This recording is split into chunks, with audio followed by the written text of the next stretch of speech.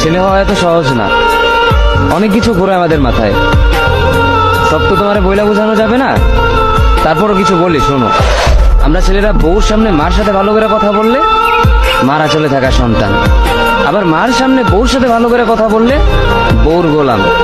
নিজের ছেলে মেয়েদের যদি মারি আমাদের দয়া মায়া নাই, আর ওই ছেলে মেয়েদের যদি কিছু না বলি আশকারা দিতেছি।